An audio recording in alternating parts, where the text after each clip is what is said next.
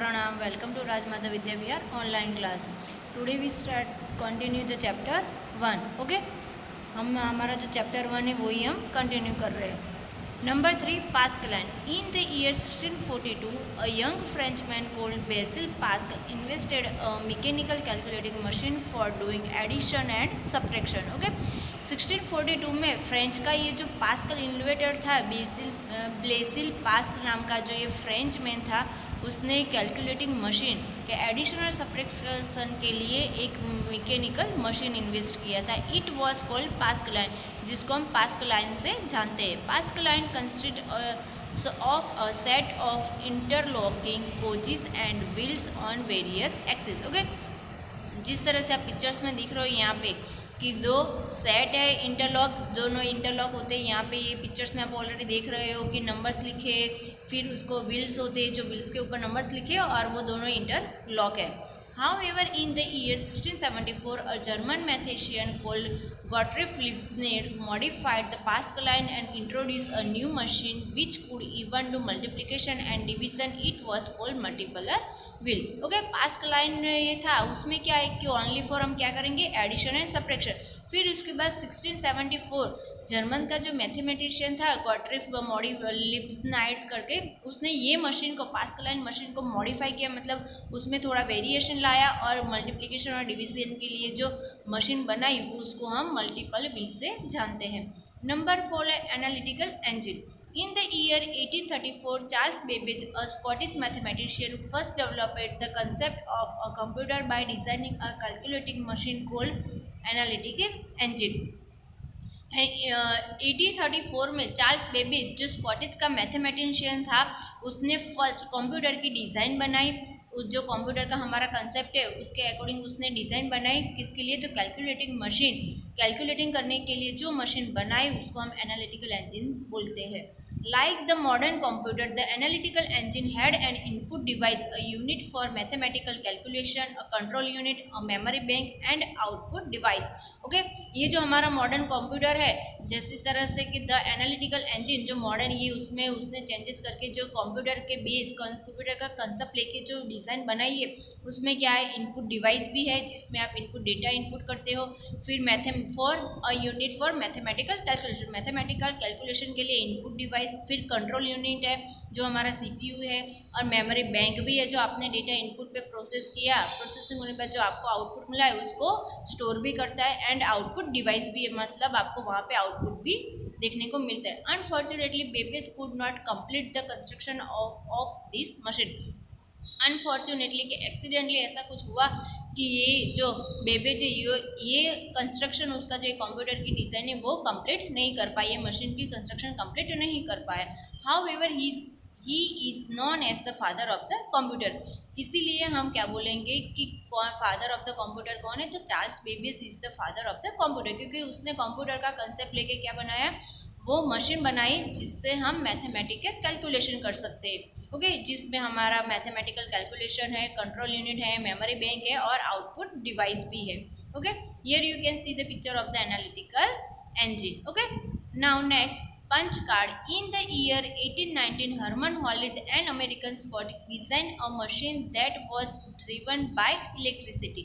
Okay, फिर 1819 में ये हरमन हॉलिस जो अमेरिकन सिटीजन था उसने डिजाइन बनाई इलेक्ट्रिसिटी का यूज़ करके ये मशीन बनाया. He use punch card stiff paper with holes punch at fixed point. Okay, उसने क्या यूज़ किया? तो पंच कार्ड का यूज़ किया. तो पंच कार्ड किस तरह से होता है कि एक पेपर टाइप का होता है, उसमें पॉइंट्स फिक्स पॉइंट पे हॉल बने होते हैं. जैसे कि फॉर एग्जांपल आप देखें, उससे सेम एज नहीं बोल रही बट आपको समझ में इसलिए बोल रही कि जैसे हमारे OMR सीट होती है तो उसमें जो परफेक्ट आपका आंसर रहता है उसके ऊपर ही आप सर्कल मतलब फिलअप करते हो. तो उसी तरह पंच कार्ड भी ऐसा होता है कि जो पर्टिकुलर जो उसका कंसेप्ट है उसका वहाँ पे ही वहाँ पंच कार्ड में वो पेपर में वो हॉल्स बने हुए थे, उसमें पॉइंट लगे हुए. टू फीड डेटा और नंबर्स इनटू द मशीन, जिसमें कि डेटा हमारा या फिर मशीन में वो नंबर्स लगे हुए हैं. Punch card were used in computers for many years since then. Okay, punch card बहुत सालों तक कंप्यूटर के बदले वहाँ पे punch card were used in computers. Okay, punch card ये जो है वो कंप्यूटर में बहुत सालों तक चला था हमारा. First generation computer 1914 1950s। Okay, first generation computer है वो हमारा 1914 से 1950 तक चला। Around the year 1920 an electrical device called vacuum tube was invented. Okay, 1920 उसमें ये इलेक्ट्रिकल डिवाइस वैक्यूम ट्यूब है उसका यूज़ किया गया था। It brought about a tremendous increase in the speed of calculation. Vacuum tube का यूज़ क्यों किया गया था? तो जो स्पीड है उसकी कैलकुलेशन करने की, जो मशीन की स्पीड है वो इंक्रीज करने के लिए। In 1945, J.P. Eckert and John Muesli, two American engineers, used vacuum tube to build ENIAC, the first electronic calculating machine. Okay, 1945 में ये जो दोनों अमेरिकन इंजीनियर थे उसने वैक्यूम ट्यूब का यूज़ करके बिल्ड, मतलब वैक्यूम ट्यूब का एनिक मशीन बनाई जिसमें वैक्यूम ट्यूब उन्होंने यूज़ किया था। और वो क्या था? हमारा first calculating machine, electronic calculating machine. Simple electronic machine है हमारा abacus, but electronic calculating machine है हमारा फर्स्ट नंबर का है वो ENIAC. Compute means to calculate. Compute means क्या होता है? उसकी मीनिंग होती है कैलकुलेट करना। Since the ENIAC could not do calculation it come to be know as computer. Okay, since ENIAC है वो क्या है? कैलकुलेशन नहीं कर सकता, ओनली फॉर कैलकुलेशन नहीं करता है कि it come to be known as computer.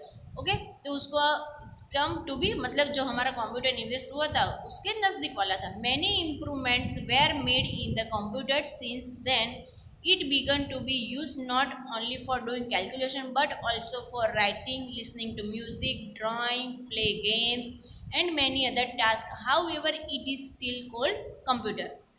Okay, उसमें ऐसा नहीं था एनिक मशीन में कि ओनली फॉर कैलकुलेशन के लिए, बट एनी अदर जो परफॉर्मेंस थे वो भी कर सकते हैं। तो वो कंप्यूटर के जिसे हम बाद में वो कंप्यूटर से जाना जाए, मीन्स के कंप्यूटर के नज़दीक वाला था।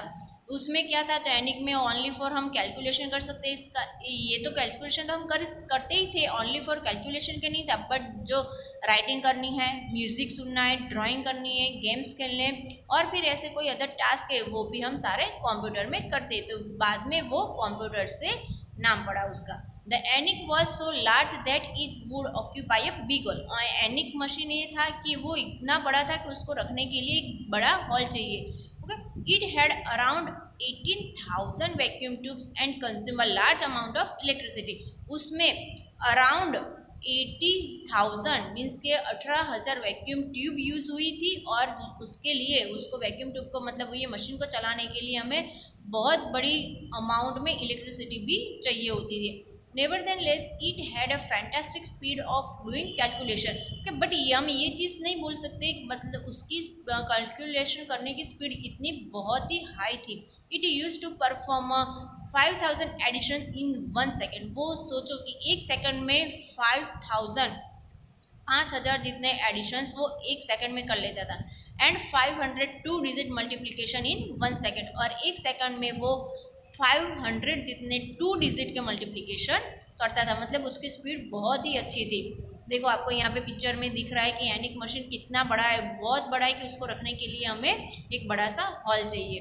The ENIAC is called the grand daddy of the present computer. ENIAC को क्या बोलेंगे? तो हमारे हाल के ज़माने में नोवा डेज में हम जो कंप्यूटर्स यूज़ करते उसका वो दादा या परदादा था। मतलब बहुत वो सबसे पहले यूज़ हुआ था जो कंप्यूटर की तरह वो वर्क करता था, इसीलिए उसको बाद में कंप्यूटर से हम जानते हैं। Computers like the ENIAC which use vacuum tubes are called the first generation computer. Okay, computer के जैसे ही ये एनिक था हमारा जिसमें हमने वैक्यूम ट्यूब का यूज़ किया था, इसीलिए उसे बोलते हैं हम फर्स्ट जनरेशन कंप्यूटर। वो फर्स्ट जनरेशन फर्स्ट ऐसा कंप्यूटर था जिसमें हमने वैक्यूम ट्यूब यूज़ की थी, इसलिए एनिक को बोलेंगे हम first generation computer. These computers were very large. They were not efficient as the small lamp-top computers available today. ये कंप्यूटर है ओके, ये सारे कंप्यूटर है वो क्या थे? वेरी लार्ज, मतलब बहुत ही बड़े थे।